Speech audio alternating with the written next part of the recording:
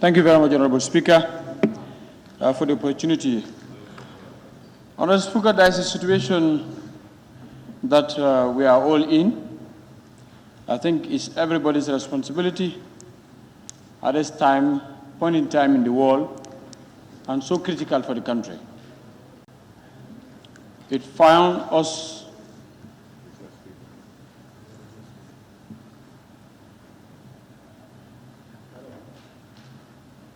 How can I carry on? There is no speaker. Mr. Speaker, welcome. Before you introduce, I welcome you.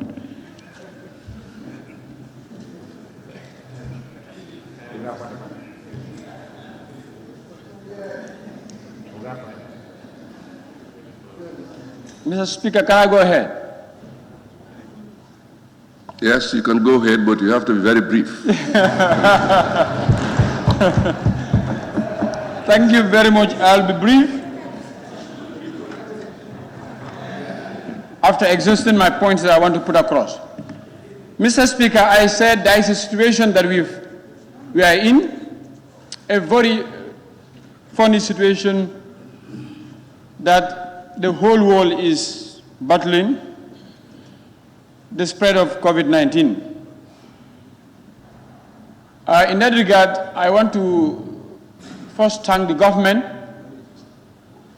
through the Ministry of Health and all other ministries that has endeavored to realize the need of the people and the relevancy of the National Assembly members in the fight to slow down the spread of COVID-19 in the country by involving us in the crusade, giving us the opportunity to go to our constituency, to talk to our people, try to sensitize them with materials. Mr. Speaker, in that regards too, I want to thank the committee, or first the National Assembly members, with the foresight to follow the due process, to refer this motion to the relevant committee, which the committee did a very good job, that this is exactly that we would have done if at all we understand each other yesterday. But as due process demand, we refer it to them, and they came up with a recommendation that I don't think nobody or anybody will go against the recommendation. Only just to commend them and then add few suggestions to their recommendations. Mr. Speaker, Honorable Speaker, at their introductory part, they said they've engaged or called some ministries or some ministers with their technicians to come and answer to them, which the Ministry of Justice was there as key stakeholder, Ministry of Finance was there.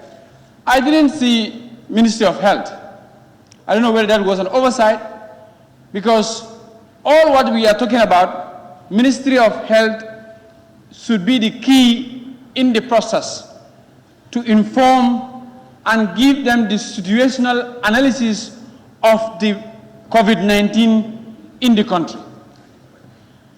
We have gone out, we've talked to the people, we've heard from them, we need analysis from them, from the Ministry of Health. Point of order. No problem.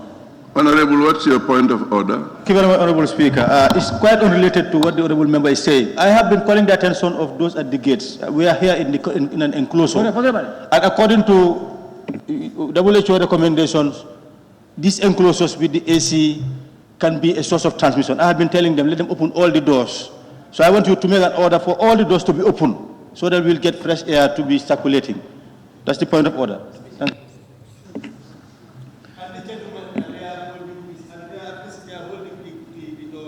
Your mic, please. And I said, do you have gentlemen there who are holding the doors? Honorable Member, please, you made your case. Please sit down. Yes, he said.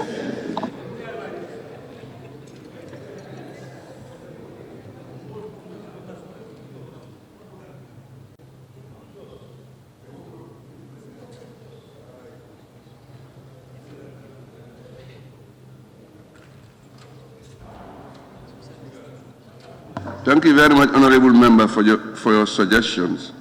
Temporarily, we will open the doors, but if noise is coming, we will certainly close it. Thank you. Honorable Member for Busumbala. Thank you, Honorable Member for Banjul, for the point, because we are here to prevent ourselves, prevent the country, and we should be the first to prevent ourselves and follow the procedures and recommendations of WHO. So if need for doors to open, please, let's open the doors. Honorable Speaker, I was talking about situational analysis of the pandemic. We had 4. 1 died, 2 released. 1, and then how much are in quarantine is not known. I believe we need to have that situational analysis. And then if we have only 1 right now under treatment, then what should it warrant for us to go for the extension of the state of emergency by looking at the play of the people economically? We need to put it to them. From my own research, I believe government wants to come up with this extension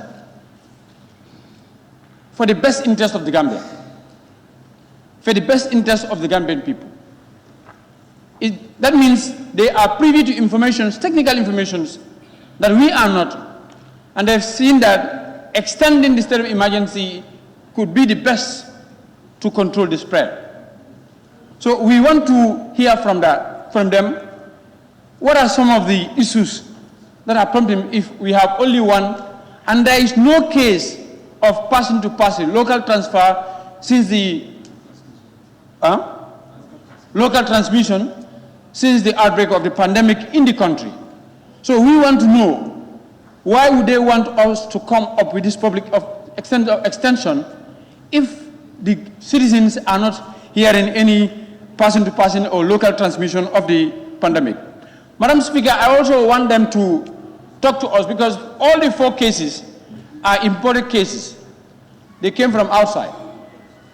So we want to know what are the stringent measures they are using, because already the airports are closed, but the borders are the problem. What stringent measures are they doing to strengthen the border in order to avoid any other importation of the virus into the country? Mr. Speaker, the issue in the country is 90 days extension of the public emergency. As the case is in the world, as we are following the media, nobody will want to see what is happening in other countries to happen in the Gambia. So if the ministry sees that it's only to keep us at one place could be the best, I don't think anybody will go against it or deny that. But the only question that people are trying to ask, if you ask me to stay, and we know that in reality, Gambians feed from hand to mouth every day.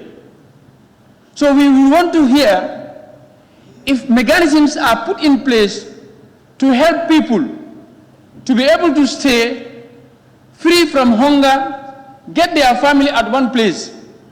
If we are able to hear those plans from the government, if even worth for a year Gambians to be at one place, we want to be, because we don't want the pandemic to reach the country as it is in other countries. So we want to hear from the government, but they've said from the from the report of the committee that they are looking into it. Some said no, they believe or suspect that the ministry should have said, already we have a plan, and this is what we want to do, where we could have discussed on that. So as they are looking into it, I thank the committee for suggesting for reducing the 90 days to 45 days. But yet still, the question, how best are we going to help our vulnerable people in their homes who lives from hand to mouth from their daily economic activities to feed their families? I want the ministry or the government to look into that. Mr. Speaker, in that, we want to hear from the government the social relief package that they could have for the people, the vulnerable one for that matter. And in that, as they said, they are looking into it. I want to suggest to them that let it be operationalized, not to be politicized. Because this issue is far beyond politics. And then when I say politics, it's not from the government side, but from the realities of ordinary Gambians. As it is now, many people think that anything that governments spearhead it, let's say for example, the president talks about it, many will define it as politics. I want to tell everybody, there is nothing such like politics in this issue. So in that, I want to suggest to the government that let there be a social relief package for the vulnerable families in the country, but to be operationalized.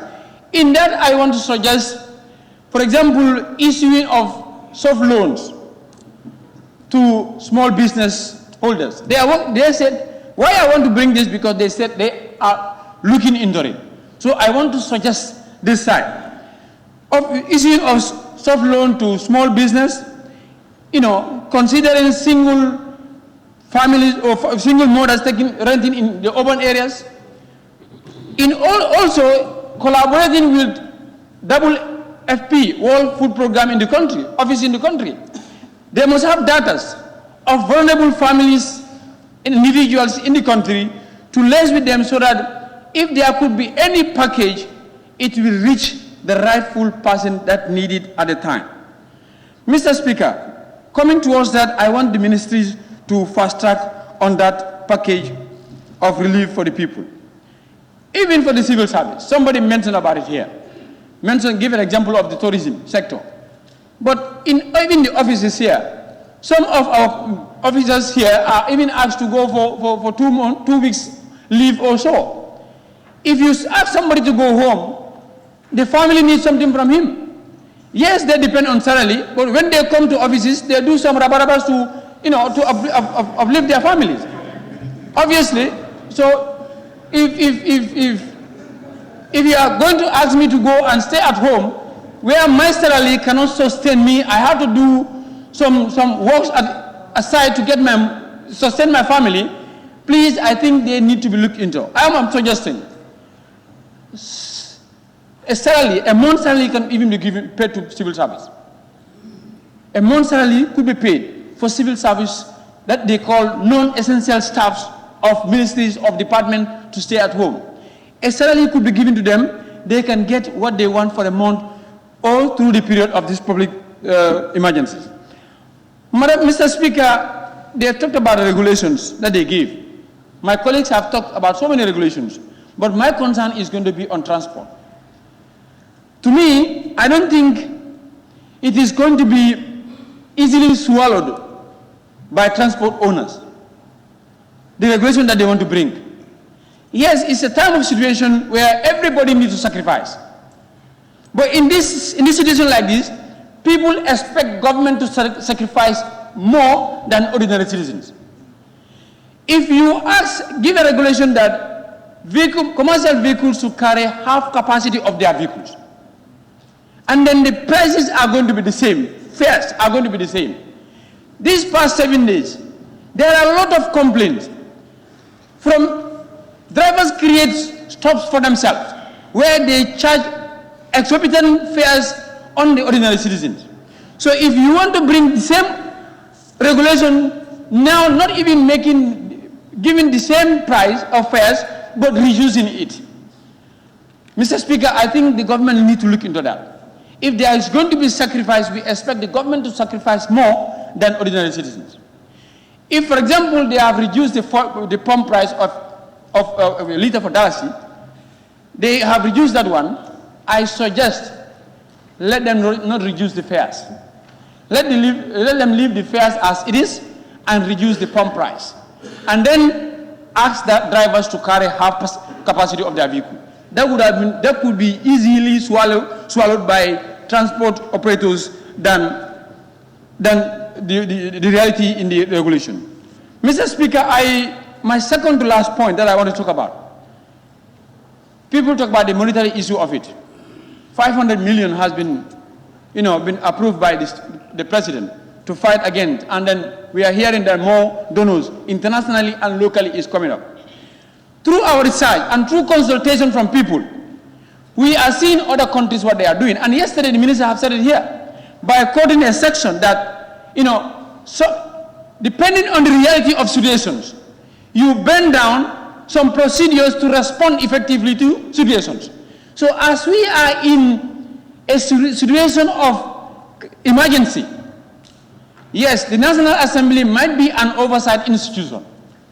But in this, I think we should be an active stakeholder player in this case. I'm suggesting to the government to set up a committee that is going to be responsible of all funding, which the National Assembly should be part of it.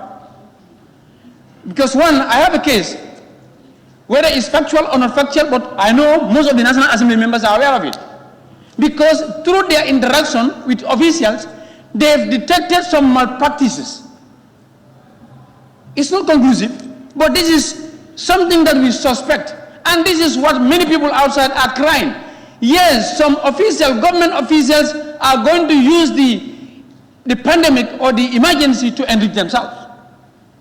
So to avoid that, I'm suggesting to the government to set up a committee which is going to be responsible.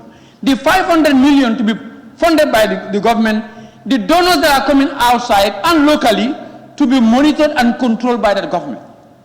Where the Minister of Finance will be there. They are the custodians of our finance. If, for example, I'm just hearing, they say Gambian Vice Captain Omar Koli is donating $500,000 to Ministry of Health to fight against this case. I'm suggesting, for example, if there is a committee, anybody who wants to donate locally or internationally, you give it to that committee. The committee will now give it to the Minister of Finance to know this is the amount of money being donated towards the fight of the COVID-19. Then if Ministry of Health wants to do anything, they submit their plans to that committee. The committee allows the Ministry of Finance to reimburse the money. Then at the end of the day, there is going to be transparency throughout.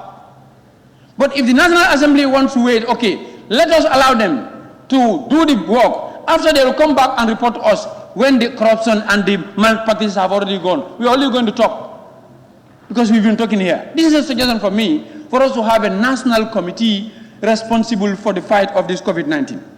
Mr. Speaker, sensitization is very important. So many things come up here. My honorable colleague mentioned about the football field. Somebody mentioned it here. Somebody even told me that, hey, honorable, let me tell you this. This is not a black man disease. Don't disturb us. This is a white man disease. Even the one who dies here is not a black man. You see, this is a concept that people are having. So that means we need to sensitize. I'm so suggesting to the government. You see, sometimes they come with things and leave people in dilemma, in ambiguity that people start to talk, fabricate stories on their own because they are not being informed. I'm suggesting to the government, let them make use of this. We have so many radio stations here, so many TV stations here. Anything that, for example, a proclamation from the government, people might not understand it. Let us have the technicians to go to the TVs, go to the radios, sensitize people that this is the intention that the government is coming with this. We believe that is going to be in your interest. In the local languages, people could be at the same level. The work that the National Assembly members are doing will continue, I am sure. We will continue. We will continue to go to our people. But sometimes it's technical that you want to put it to them. And again, let me tell you this, sometimes it's politicized. I am a politician. Some feel that when I talk in favor of somebody or a group of people. So the others that are against that group will never listen to me. I endeavor to pay our own air time to go to the radio. Just to open air for people to give us their contribution. You know what they do? First they ask, which political party are you representing before we contribute? This is something that we need to sensitize the people. If we don't, what we are trying to fight against will be very difficult.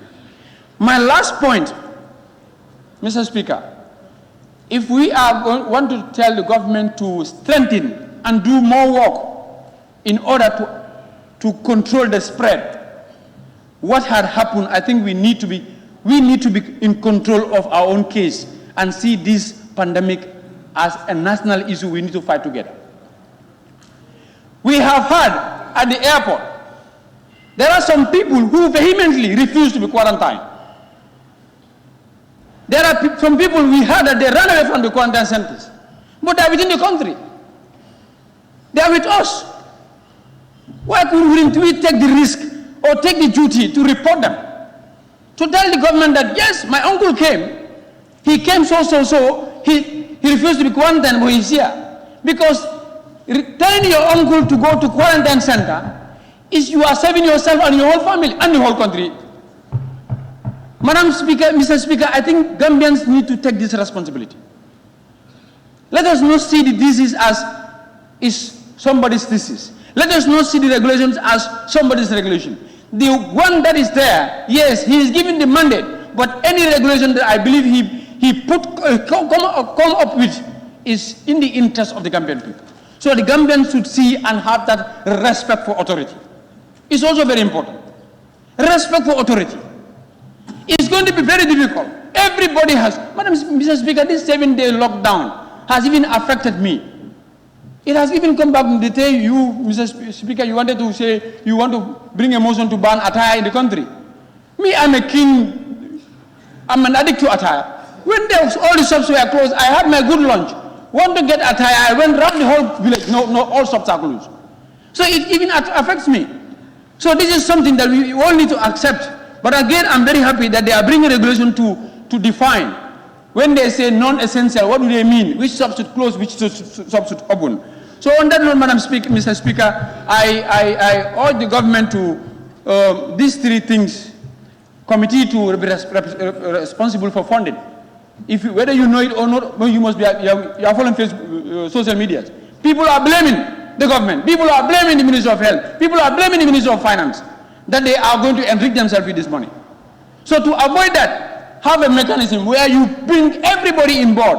Now, when these National Assembly members are there, I can talk to my people and say, this is where the money is coming from, and this is where the money is spending as we go along. Then there will be no blame game as it is growing up. Let us take blame game from this disease. On that note, Mr. Speaker, on that note, if it is only from me, I even want to suggest the 45 days to be reduced to 30 days. Because the government is not yet ready with funding to help people. But if it's up to the Assembly to go with the recommendation. So on that note, I thank the committee for doing a very good job, and then I pray that God protect and save Gambia from the COVID-19 spread.